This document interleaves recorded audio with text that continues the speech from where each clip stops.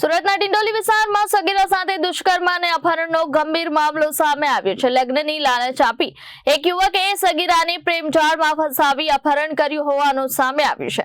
યુપીના Mahoba railway station પરથી railway પોલીસે સગીરાને સુરક્ષિત રીતે બચાવી હતી।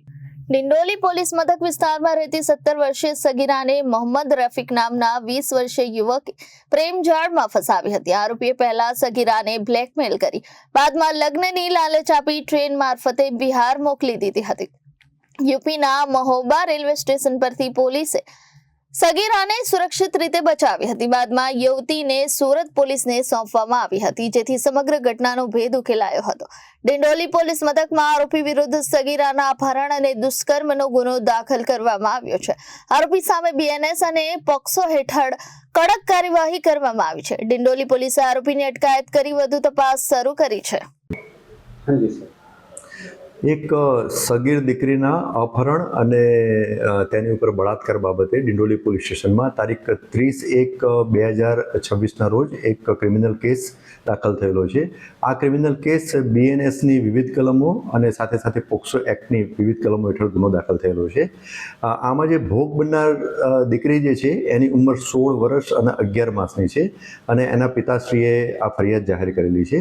આ દીકરી આશરે 1.5 વર્ષ પહેલાં આ જે ગુનાનો આરોપી જે છે એની સાથે સંપર્કમાં આવેલી હતી, મિત્રતા થયેલી હતી અને એ અનુસંધાને પછી અવારનવાર એકબીજા સાથે વાતચીત કરતા હતા અને જે આરોપી જે છે એ આ દીકરીને એવું કહ્યું કે હું તને પ્રેમ કરું છું અને તારી જોડે લગ્ન કરવા માગું છું એમ લાલચ આપી અને મિત્રતા એને વધુ ઘાટ બનાવી અને ત્યારબાદ તારીખ 6/9/2025ના રોજ આ દીકરીને ડિંડોલી ફ્લાવર ગાર્ડનની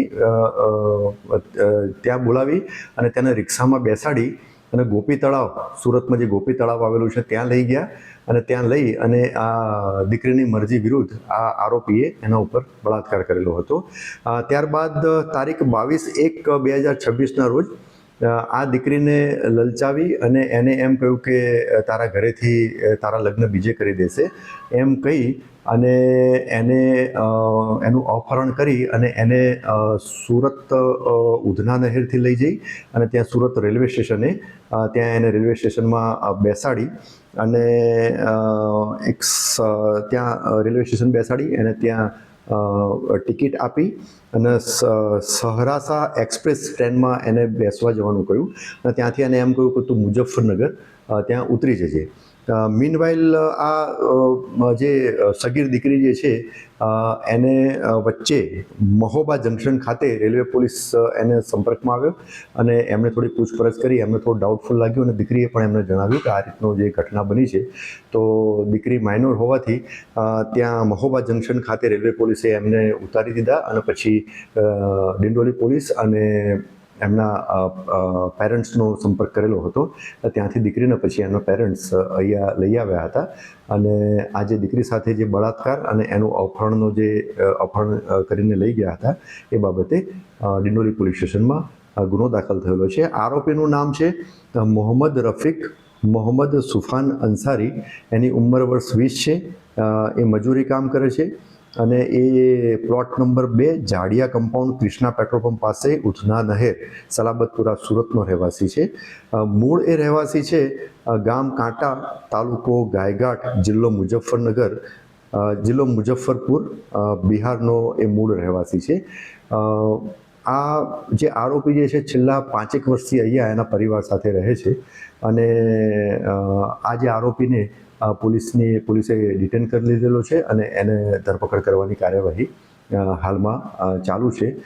હાલ સુધીની તપાસ દરમિયાન આ આરોપી વિરુદ્ધમાં કોઈ ક્રિમિનલ કેસ દાખલ થયેલાનું જણાઈ આવેલ નથી। તેમ છતાં આ ગુનાની તપાસ પ્રારંભિક તબક્કામાં છે અને આગળ કોઈ પણ કોઈક બીજા મુદ્દા અથવા તો કોઈ ગુનાહિત ઇતિહાસ જણાઈ આવશે, બિહારમાંથી પણ એની ડિટેલ મંગાવવામાં આવશે તો આ બાબતે વધુ હકીકતો શેર કરવામાં આવશે।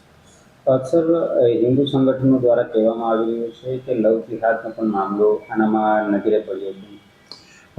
મેં આપને જણાવ્યું એમ કે 30મી જાન્યુઆરી એટલે ગઈકાલે જ આ ગુનો દાખલ થયેલો છે અને જે સગીરા દીકરી જે છે એ હિન્દુ છે અને આરોપી મુસ્લિમ છે. અને મેં આપને વાત કરી એમ દીકરી જોડે સંબંધ બાંધ્યા હતા, મિત્રતા કેળવી અને ત્યારબાદ લગ્ન કરવાની લાલચ આપી અને સંબંધ બાંધ્યા હતા. પરંતુ નામ બદલ્યું હોય એવું હાલ સુધી તપાસમાં જણાઈ આવેલું નથી.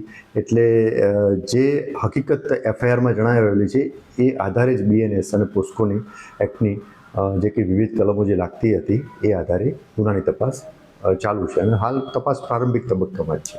Reporter Arvind Rathod, Janadesh news, Surat.